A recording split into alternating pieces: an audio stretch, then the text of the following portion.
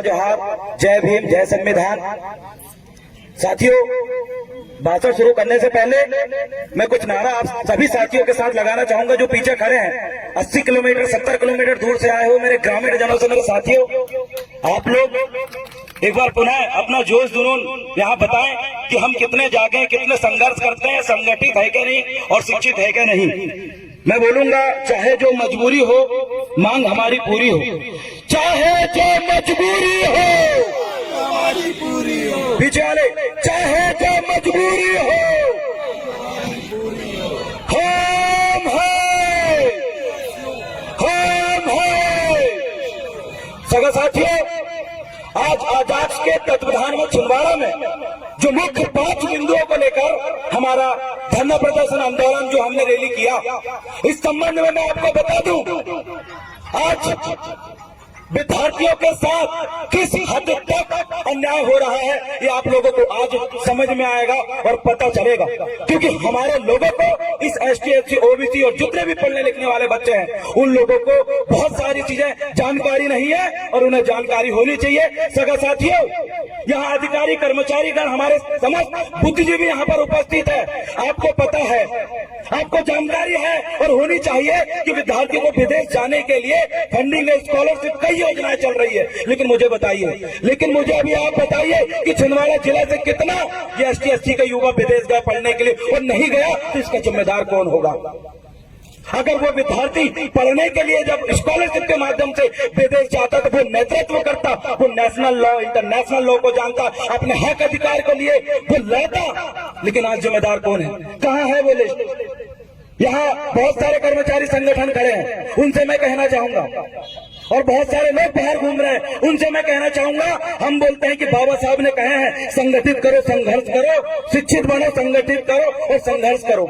लेकिन मुझे बताइए, आज बहुत दुख के साथ हमें ये कहना पड़ रहा है कि यहाँ जो युवा है शिक्षित है, जो मेरे साथ आया है वो गांव से है, 80 किलोमीटर दूर से आए हैं। टोटल 40 गांव से ज्यादा गांव के युवा साथी आए, लेकिन छिंदवाड़ा के एक भी नहीं। लेकिन उनको आप बताइए, देखिए आज उन लोगों में हम ये कहते हैं कि हमारी पीढ़ी संघर्ष करने वाली होनी चाहिए, बुज़दिल नहीं होनी चाहिए। तो मैं आपको बता दूं, वो युवा शिक्षित है, वो संगठित भी है और वो आज संघर्ष भी कर रहा है। लेकिन एक बात और आती है कि क्या कारण है कि आज छिंदवाड़ा जिले के अंदर इतनी भारी संख्या में ST SC के कर्मचारी भी हैं और छात्र भी हैं, लेकिन यहाँ संख्या कम क्यों? इसलिए कम है मेरे साथियों, ये समस्या इसलिए आई है और हमेशा समस्या को लेकर हम बैठे रहते। इसका समाधान क्या है? इसका समाधान यह है कि जितने अधिकारी कर्मचारी यहाँ पर बैठे हुए हैं, अगर आप चाहते हो कि आपके आने वाली पीढ़ी संघर्ष करने वाली हो, अगर आप चाहते हो कि आपके आने वाली पीढ़ी अपने हक और अधिकार के लिए भीख ना मांगे, संघर्ष करे, लड़े और छीन के ले, तो सबसे पहले आपको अपने बच्चे को अपने पीछे बिठाना पड़ेगा। क्योंकि अधिकारी कर्मचारियों को बच्चे संघर्ष करने वाले नहीं हो रहे हैं, वो पूछते हो रहे हैं। मेरे साथ एक भी ऐसा विद्यार्थी नहीं है जिसके पापा बड़े से बड़े अधिकारी, पूरे गांव में पढ़ने वाले बच्चे हैं, वो पढ़ते भी हैं, शिक्षित भी हैं और आज संघर्ष कर रहे हैं। मुझे गर्व है कि मैं गोंडवाना स्टूडेंट यूनियन के तमाम साथियों से कहना चाहता हूं, इतने सारे यहाँ पर गांव से आए हैं, वो साथी 80 किलोमीटर दूर से आए हैं और अपनी गाड़ी में स्वयं पेट्रोल डलाकर और अपने हक अधिकार के लिए स्वयं लड़ने के लिए यहाँ पर आए हैं। साथियों, आपको मैं बता दूं कि हाँ, मेरे बहुत सारे साथी यहाँ पर बैठे हुए हैं, शब्द बहुत है बोलने के लिए, लेकिन एक इम्पोर्टेंट चीज मैं आपको बता दूं, ST SC मामलों में पूरे के पूरे जो मामले हैं आपको जानकारी होनी चाहिए कि एट्रोसिटी एक्ट 1989 में कितने मामलों में सजा हुई है, तो आपको जानकारी मिलेगी। मैंने RTI के माध्यम से सवाल पूछा तो ऐसे 400 मामलों में मैंने देखा एक भी मामले में हमारे लोगों को न्याय नहीं मिला, एक भी मामले में वो व्यक्ति जिसने एट्रोसिटी एक्ट का उल्लंघन किया था उसको सजा नहीं हुई है। क्या कारण है?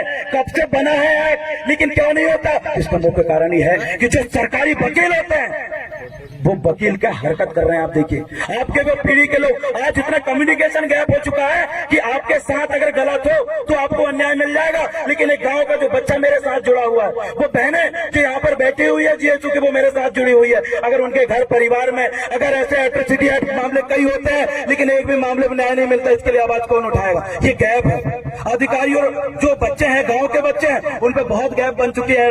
ST SC एक्ट के अधिकारी एक तरफ एक रो में हो चुके हैं, बच्चे एक तरफ हो चुके, लेकिन आज का दिन हमारे लिए संघर्ष करने का और जुड़ने का ऐतिहासिक दिन होगा। मैं चाहूंगा आजाद संगठन तमाम कर्मचारी संगठनों से कि आज हम जीएसयू के माध्यम से ये कहना चाहते हैं कि जो गरीब बच्चे जिनको कुछ अधिकारी ये बोल के भगा देते हैं कि तुम गांव से आए हो, अबे तुम शिक्षित नहीं हो, अबे कैसे कपड़े पहने हो, और बात करने का ढंग नहीं है, अरे बिना बोले कुर्सी में बैठ गया, ये नेगलाइट करने का जो काम किया था वो बंद करें। और अगर आपके सामने कोई भी पीड़ित हमारा एसटी एससी बहुजन साथी है, उसको आप दिल से उसको न्याय दिलाने का और सम्मान करने का काम करें। हम यही चाहते हैं।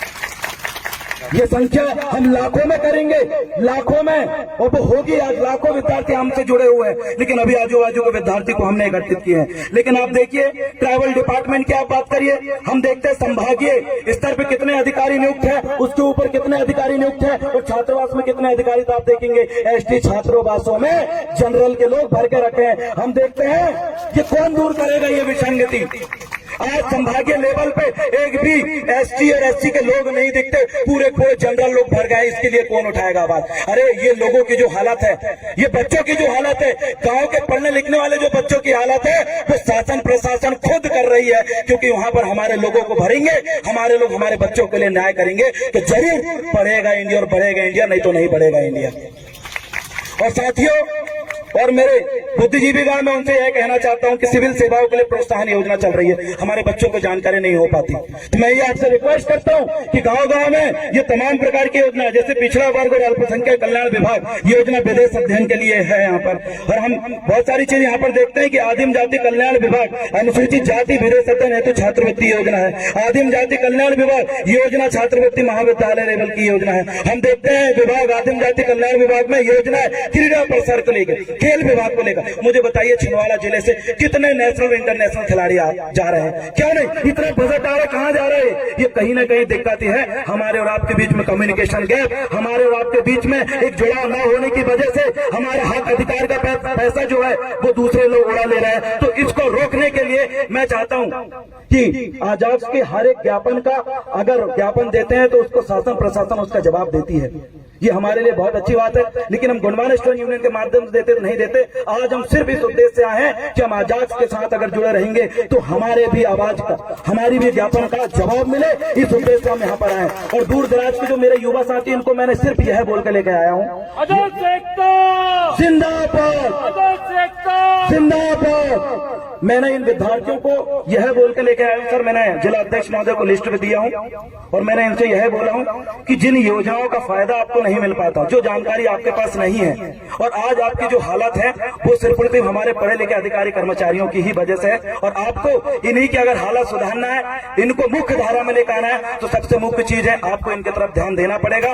गाँव के हर एक व्यक्ति विद्यार्थियों की तरफ ध्यान देना पड़ेगा। हम जरूर आएंगे। और अंतिम बात मैं कहकर अपनी बात को रखूंगा।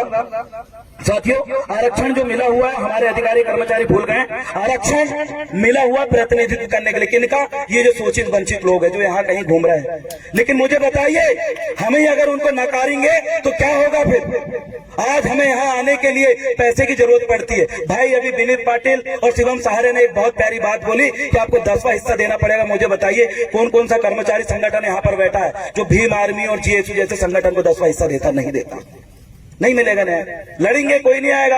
सापाक्ष जैसे कई बुजदिल संगठन जो गैर संवैधानिक रूप से बात बोलते हैं, ऐसे लोग क्यों उबज रहे हैं? हमारी वजह से उबज रहे हैं। उनकी तो हिम्मत भी नहीं होती कि 85% बहुजनों के सामने वो एक गलत शब्द भी बोल दे, उसको ठिकाने लगाने का काम तो एक दिन का आंदोलन नहीं हो जाएगा, बाकी कुछ करने की जरूरत नहीं है। और मैं अगली बात ये कहना चाहता हूँ, मेरे साथ जो साथी कदम से कदम मिला के काम कर रहे हैं, आज मैं यहाँ पर आया हूँ तो सिर्फ 4 से 5 कर्मचारियों की वजह से।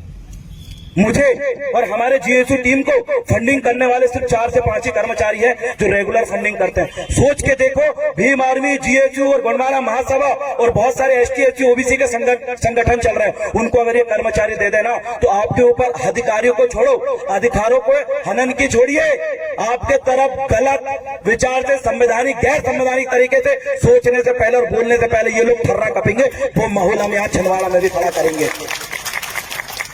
चंद्रशेखर आजाद जी ने जो माहौल खड़ा किया है, वो माहौल उससे दोगुना माहौल छिंदवाड़ा में खड़ा करने के लिए भीम आर्मी और गोंडवाना स्टूडेंट यूनियन आपके सामने बैठा है। मैं आपको सूचित करना चाहता हूँ।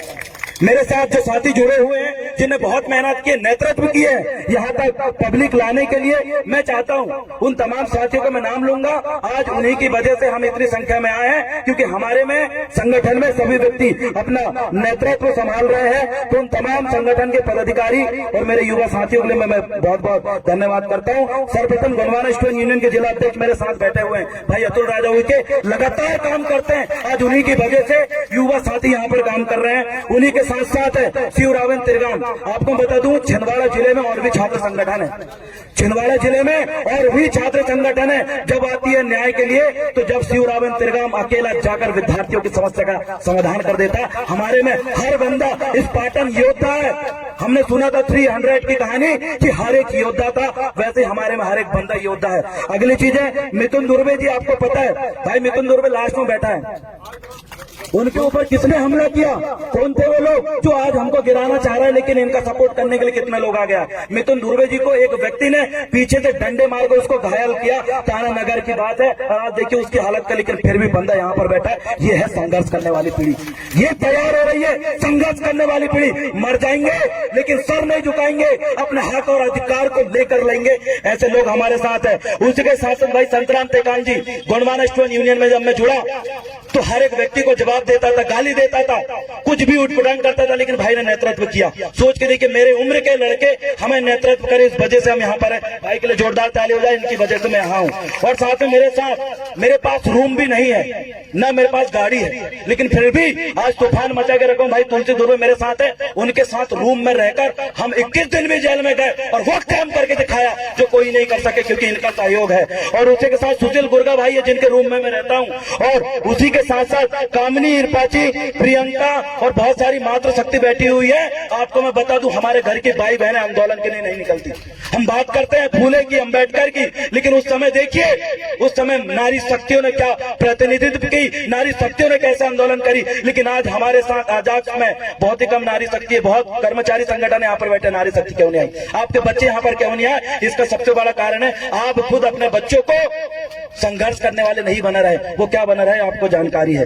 अगली चीजें मैं बोलना चाहूंगा, भाई संचालक मंडल से हमारे युवराज युवनाथी सर, दुर्गा प्रसाद मसराम सर, संजय जी, बहुत सारे ऐसे हैं, आरडी सलाम जी, और भी बहुत सारे जो लगातार हमें मार्गदर्शन का काम करते हैं, दिनेश ताराम, बहुत सारे साथी हैं, दीपक युवनाथी भाई, जिन्होंने इधर 20 गांव के युवा साथियों को नेतृत्व करके लिखा। इनके लिए जोरदार ताली सामने खड़े हैं। दीपक युवनाथी 20 गांवों का नेटवर्क लेकर आया। और इसी के साथ साथ सुनील लुइके, भवानी भाई, हमारी कैमरे वाली टीम खड़ी है। ये निःशुल्क, अभी मेरे सामने MS मरकाम, मनीष मरकाम आए, वो बंदा 1 रुपए नहीं लेता, निःशुल्क अपने कैमरा लाके फोटो खींचने काम करता है, 1 भी रुपए नहीं लेता। ऐसे लोग हैं हमारे पास जो हमारे सपोर्ट करने के लिए काम कर रहे हैं। इनको मैं धन्यवाद देता हूँ। जितेंद्र ककोड़िया भाई, जिसने इधर झंडे वाली पूरी टीम एकत्रित आई है, उसके लिए मैं जोरदार ताली चाहता हूँ। उनने भी बहुत सारे साथियों को लेकर आए। ऋषि पटेल चौरई से बसंत भाई आए हैं और उन्हीं के साथ श्याम भाई आए हैं। हर एक युवा नेतृत्व कर रहा है। मैं ये सब बताने का मेरा उद्देश्य है था कि अब जो युवा पीढ़ी है वो जाग गई है, वो संघर्ष कर रही है, वो संगठित भी है। लेकिन जो हमारी अधिकारी कर्मचारी पीढ़ी शिक्षित है, संगठित भी है, लेकिन क्या संघर्ष कर रही है? और कर रही है तो आज यहाँ पर हजारों की संख्या में क्यों नहीं है? क्योंकि उनके पास फोन है, मोबाइल है, संसाधन है। हमारे लोग पेट्रोल नहीं है गाड़ी में, लेकिन फिर भी यहाँ पर पहुंचे हैं। वो लोग शिक्षित भी है, संगठित भी है और संघर्ष भी कर रहे हैं। उनके लिए जोरदार ताली।